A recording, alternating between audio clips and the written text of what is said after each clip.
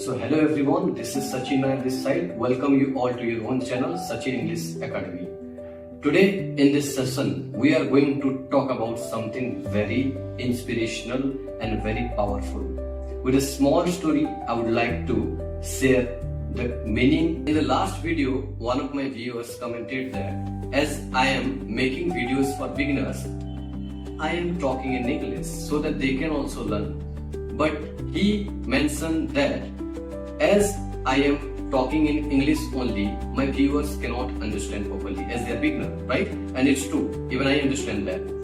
So I will use Hindi when I am trying to make them understand. दोस्तों, आज एक कहानी सुनाऊंगा जिसके बेसिस पे आपको सिखाऊंगा कि उसका थीम क्या है, मैसेज क्या है और उसको अप्लाई कहाँ पे करना है। बेसिकली ये जो कहानी है दो फ्रेंड्स के बारे में है, namely Rahul and Aman. Both of them were studying in class 10th, right? 10th class में पढ़ते थे और दोनों ही क्या थे, एवरेज स्टूडेंट थे. दोनों को टॉप करना था 10th बोर्ड में, राइट? अकॉर्डिंगली राहुल जो था वो थोड़ा ज्यादा मोटिवेशन चीजें देखता था, सो वो मोटिवेटेड हो जाता था. और जो अमन था वो ऐसा नहीं था, वो बिलीव रखता था भाई कि मेरे को पढ़ना है, डेली पढ़ना है. इनका बिलीफ सिस्टम क्या था कि 2-3 दिन अगर 7-8 घंटे पढ़ लिए तो काफी हो जाता था. 3-4 दिन ये स्किप भी कर पाते थे. किसके बारे में बोल रहा हूँ? राहुल के बारे में. लेकिन अमन जो था वो धीमी आंच में आराम से 3-4 घंटा डेली पढ़ता था, राइट? जब फर्स्ट यूनिट टेस्ट होता है 10th क्लास का, तब राहुल का रिजल्ट अच्छा होता है. क्यों? क्योंकि वो ज्यादा टाइम पढ़ाई किया था, उसका रिजल्ट अच्छा हुआ. और अमन का कंपैरेटिवली थोड़ा ठीक नहीं होता है. अब सेकंड यूनिट टेस्ट हुआ, फिर राहुल का अच्छा हुआ क्योंकि वो ज्यादा कंटेंट पढ़ाई किया था. हालांकि स्किप करता था लेकिन ज्यादा था तो अच्छा हुआ रिजल्ट. और अमन का कंपैरेटिवली एवरेज ही चल रहा है. क्यों? क्योंकि ये ज्यादा टाइम दे नहीं रहा है लेकिन ये डेली पढ़ता था. समझ में आ रहा है? अकॉर्डिंगली हाफ ईयरली एग्जाम जब होता है, राहुल पहले से सिलेबस कंप्लीटेड है और राहुल का अच्छा स्कोर होता है और अमन का यहाँ पे भी एवरेज रहता है.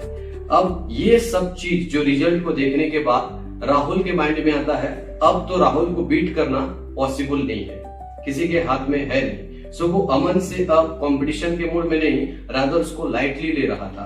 जबकि अमन धीरे धीरे खुद को बीट कर रहा था. Everyday he was giving around 3 to 4 hours daily. और यहाँ पे राहुल क्या होता है, प्री बोर्ड का एग्जाम जब होता है, प्री बोर्ड में भी राहुल अच्छा करता है एंड यहाँ पे एवरेज मार्क्स से थोड़ा सा ज्यादा होके 80 मार्क्स 80% स्कोर करता है अमन. कंपैरेटिवली यहाँ पे 89% स्कोर करता है राहुल. अब जब बोर्ड एग्जाम होता है दोस्तों, यहाँ पे एक कंप्लीटली डिफरेंट चीज देखने को मिलता है. कहने का मतलब क्या था, जो राहुल था और अमन था, क्योंकि राहुल जो था वो कंसिस्टेंट था नहीं, डेली बेसिस पे एफर्ट नहीं डाल रहा था. 7-8 घंटे अगर 3-4 दिन पढ़ लिया तो 2-4 दिन वो स्किप करता था. जबकि अमन जो है डेली बेसिस पे 3-4 घंटा पढ़ता था. अब अमन ने 10th बोर्ड में टॉप कर लिया. ओके, टॉप करने के पीछे का कारण जो है वो है कंसिस्टेंसी दोस्तों. इसलिए बोलते हैं the power of consistency. What does it means? I will try to make you understand in English.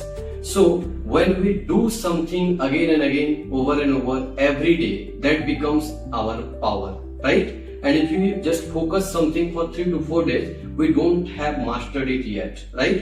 So mastery कब गेन होता है दोस्तों? एक ही चीज को बार बार डेली बेसिस पे करते रहना, उसमें हम मास्टरी गेन करते हैं. और वहां पे आप किसी को बीट नहीं कर पाओगे. क्यों? क्योंकि वहां पे आपको कोई बीट कर नहीं पाएगा. क्योंकि आप प्रोबेबली 6 months हो, 3 months हो, 100 days हो या 1 साल हो, आप कंसिस्टेंटली परफॉर्म कर रहे हैं. It means you have mastered it, you have understood the core concept. जबकि कंपैरेटिवली अगर देखा जाए दिस साइड, जो 7-8 घंटे मोटिवेशन लेके पढ़ते हैं, 2-3 दिन में उनका कंसिस्टेंसी टूट जाता है, वो उतना मास्टर कर नहीं पाएंगे. सो कंसिस्टेंसी एक्चुअली हो क्या रहा है, डेली बेसिस पे एक चीज को करते रहना और टॉप पे पहुंच जाना. ये होता है पावर ऑफ कंसिस्टेंसी. आप कोई भी इंडिविजुअल को देख रहे हैं, वो अपने फील्ड के टॉप में है, it means they are putting efforts daily.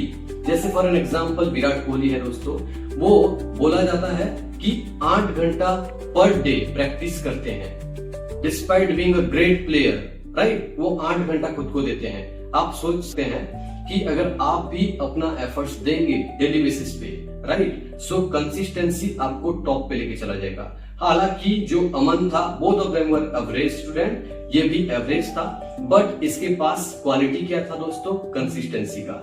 So let's dive into the matter again कि इंग्लिश सीखना है हमको, है कि नहीं? आपका रूटीन होना चाहिए। आप 10th क्लास में हो, 12th क्लास में हो, या फिर कॉम्पिटिटिव एग्जाम के लिए तैयारी कर रहे हो, फॉर दैट मैटर आपको खुद को टाइम देना है। 10th एंड 12th वाले स्टूडेंट जो है, लगभग उनको 5 आवर्स सेल्फ स्टडी देना चाहिए, 1 घंटा वर्कआउट के लिए देना चाहिए, और जो 1 घंटा होता है दोस्तों स्पोकन के लिए देना चाहिए। और जो कॉम्पिटिटिव वाले हैं, for them 10 hours rule is there.